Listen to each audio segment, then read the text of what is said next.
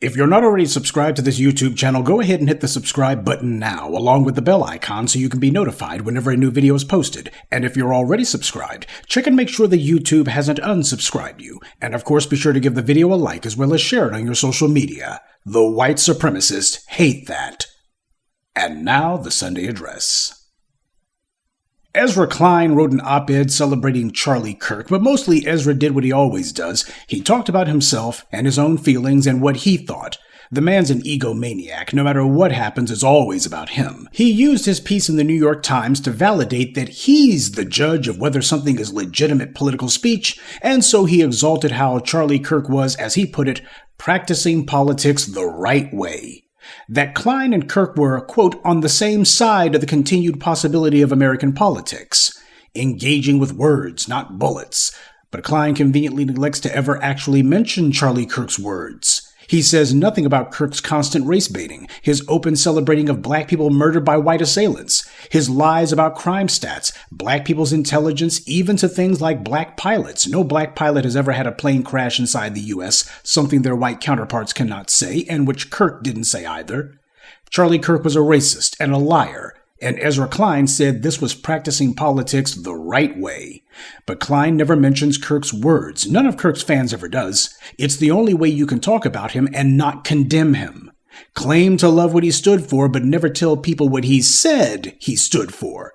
Imagine trying to laud a man so corrupt that you attack people for doing what you didn't do, telling people what Charlie Kirk's actual words were. To decry political violence without mentioning how Kirk celebrated it and supported it, to separate how someone practiced politics without ever praising what they were politicking for, this is the height of intellectual dishonesty. Now, while a lot of people on the white left are catching the vapors at Klein sucking up to this imaginary version of Charlie Kirk that never existed, the reality is Ezra Klein is a Zionist. He'll deny it, but it's true. And like a number of Zionists, they've been furious that leftist activists, particularly at these colleges and universities, have started to reject what these people have been telling them all these years. In other words, these young people have begun to question folks like Ezra Klein, and worse. These young people are denouncing Ezra Klein's worldview and rebelling against what the white media, like Ezra Klein's New York Times, has told them all these decades. People like Ezra Klein don't like that. And that's where his sudden bout of petulance with the failed politics of the Democrats and the left has come from.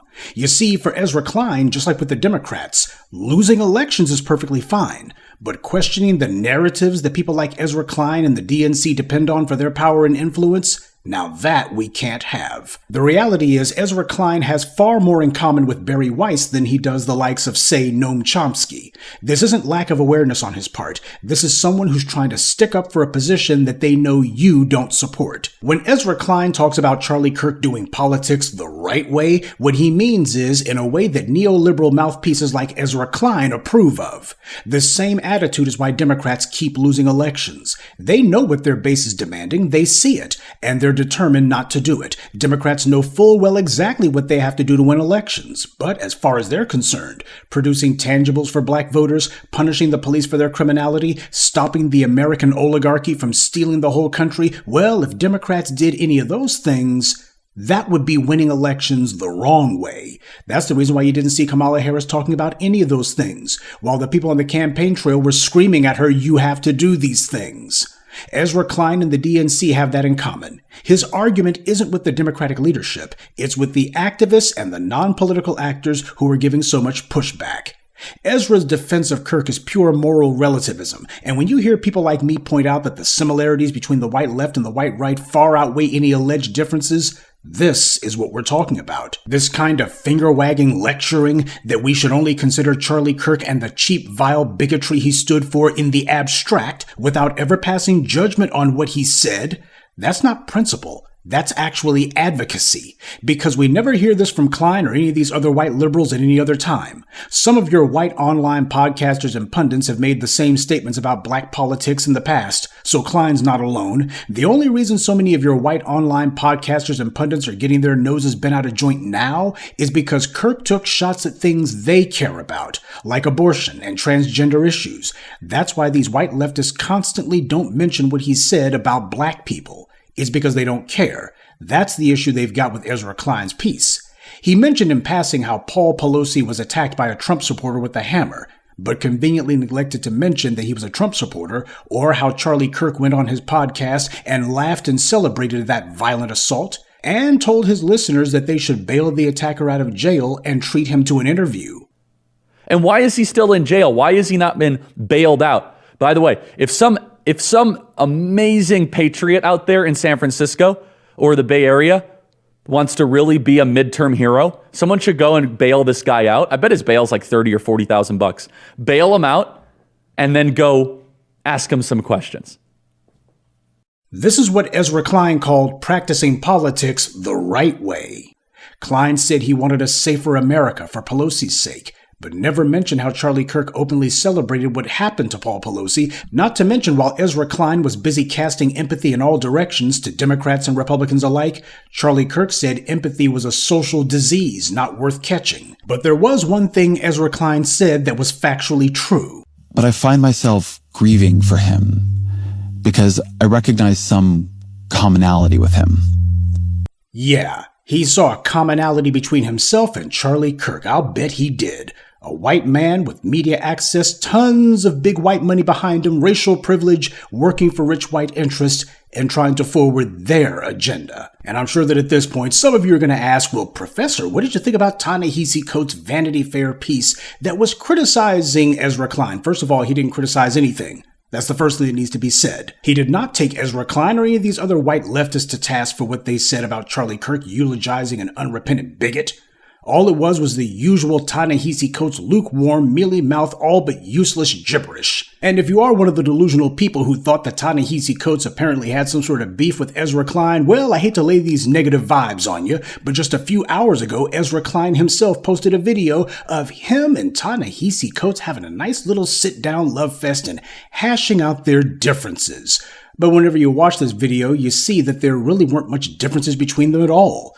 These were distinctions without a difference, the same old gibberish that we get from the white media and their approved of Negro bootlicks. No matter how tough these suck-ups try to talk, you put a white person in front of them and they'll show you exactly what they really think. They roll right over. So that's what I think about Ta-Nehisi Coates and the piece that he wrote that some people have misconstrued as being critical of Ezra Klein. It was not. Some of you folks out there started getting all dewy-eyed and your hearts went pitter-pat because the white media was claiming that Ta-Nehisi Coates went over to Palestine and he said some critical stuff. He didn't say critical anything. If Ta-Nehisi Coates was truly taking on the white powers that be, then the white media would never give him platforms to do so. They would be locking him out, they'd be ignoring him, and deciding, let's go ahead and can this guy at some point. It's precisely the fact that you see them welcoming his approved of quote-unquote criticism on their airwaves and such, that's how you know this is controlled opposition.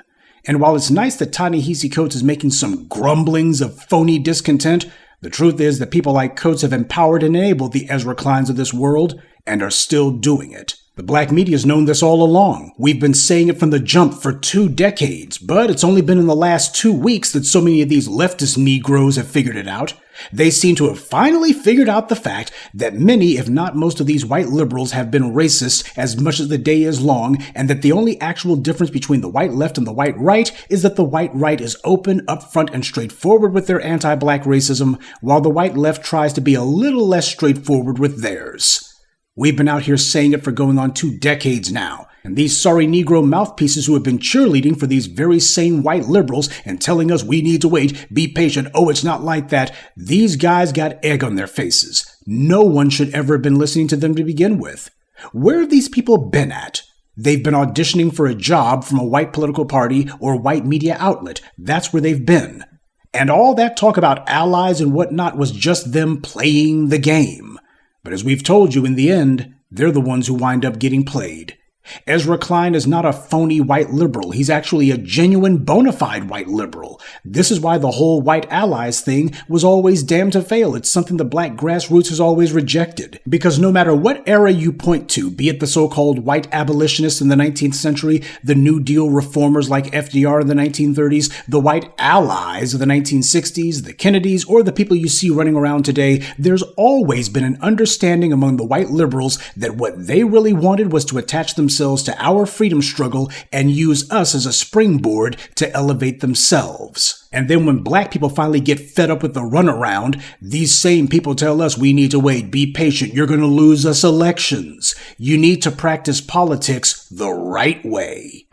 And more often than not, that's exactly what they've done. And then they work behind the scenes to undermine us. And here you got silly Negroes thinking they have friends. All this time you had these silly Negroes telling themselves that they had friends. They were confused, but these white liberals they were sucking up to, they weren't confused at all. They understood full well the game they were playing. So while people can be disgusted at Ezra Klein's words, the truth is he's saying what these white liberals have always thought. Just that up until now, they felt that they had to keep that kind of blunt honesty behind closed doors. But the rise of the alt-right and the MAGA movement has emboldened the white liberals to say what they've always thought. When you hear some person in Hollywood who claim to be liberal but attacks wokeness and political correctness, what do you think they're doing that for? It's always as a euphemism for black people. Anything that black people are advocating for, that's woke, that's political correctness, that's bad politics. Because you never hear them talk that way on any other issue at any other time. Certainly not where white activists are concerned. You have the white right losing school board elections, you got them losing mayor's offices, the usual push and pull of the political cycle, and yet you never hear the Ezra Kleins and others saying, you know what, the white right needs to modernize their talking points, they need to change, they're out of step with the country. No. They certainly never criticized the Republican leadership for always telling their people to double down and not to back down, no matter how many elections they lose. The white right always says, well, the problem is we didn't run hardcore white right enough. No, the Ezra Kleins only have criticism whenever it's people who are on the quote-unquote left who are advocating for things he doesn't approve of. Then there's problems. There's a reason so many in the white media, in these schools and universities, and in government or political circles couldn't wait to attack black people for demanding the police be punished for their criminality. That was where Barack Obama started attacking woke. He was the very first politician to come out and attack woke, and he did it specifically on the issue of defunding the police, fighting police brutality. That's what everybody understood to be a euphemism for woke. You're advocating and allying with what these black people are saying. You gotta stop. These white liberals, they couldn't wait to attack reparations. As Bernie Sanders said, it's not feasible, not feasible. And as we see states like Florida and Texas and Oklahoma and others who are blatantly violating the law, instituting white supremacist indoctrinations in the schools and other performative extremism, how come we never see these white liberals up in arms about that? Because they've never been up in arms about these things in the past. The white liberal has always carried water for every anti-black program and policy that's ever come down the pike. The white liberal has always found a way or invented a way to make excuses for every anti-black policy. They've always been the first to be apologists for anti-black racism and to excuse it away with some pathetic deflection. They want to be the first to wag their fingers at us and tell us that when someone says some anti-black racist thing, well, we can't really call them racist because you can't know what's in that person's heart. Meanwhile, if you say anything even mildly critical about Israel, Ezra Klein and his ilk could be the first one to say that you're anti-Semitic. They know you're anti-Semitic. They know it. They ain't got to ask. They can read your mind. They can read your horoscope. They can tell your past just because they met you because of one thing you said that they didn't like. And that you can't know what's in their heart, that's a deflection that we never hear at any other time. White liberals certainly never say that whenever a black person is being accused of saying something prejudiced against a white person. Suddenly they know exactly what's in your heart. White liberals are controlled opposition. That's their job. You have tethers, sellouts, bootlicks, and backstabbers who try to ingratiate themselves with white society by reassuring them, I'm the good black massa. Tethers love to run that game. Well, white liberals do the exact same thing. They try to ingratiate themselves with us by reassuring us that they're the good white advocate. And this is why the orange man being back in power is a good thing, because now everyone who's ever tried to hide what they thought or felt that they needed to sugarcoat it, now they feel they have no choice but to come out and say it out loud, or they feel emboldened like they got the luxury of saying it out loud. They feel like the white right's on a roll with all this anti-black racism, so we got some momentum for me to just say, well, I'm just telling you people some hard truths you don't want to hear. And the people who have been saying that we needed to go easy on these creeps, that they weren't really racist, all of these silly Negroes online who have been attacking the black media because they claim we've been painting with a broad brush, now all of a sudden those clowns are sounding like us. White supremacy is utterly reliant on group solidarity. It can't exist without it. So as long as they can play nice as they scheme and plot against us, then everything's good. But when the landscape changes, and that old internecine strife comes back to the surface again, white solidarity fractures. Whiteness is an ethno-political fiction. That's the reason why it is absolutely crucial to them that they control all of the resources and all of the politics. They control the resources and the mechanisms by which those resources are distributed. And it's precisely that monopoly on resources and politics that enables them to institute their system of goodies, giveaways, and guarantees that acts as the glue that holds those classified as white together. They make it where only approved of individuals get to live off the fat of the land, while the black people who generated that wealth are locked out of it. The idea of a flat definition of white is a lie agreed upon. The very definition white itself has changed and been altered many times over the centuries. It's been expanded to include certain groups and been amended to exclude others. So Ezra Klein can continue with his apologies for right-wing politics, and Ta-Nehisi Coates can keep pretending that he didn't know these white liberals are the way they are. But if Klein wants to complain about political violence, he can start by telling his new buddies to stop it.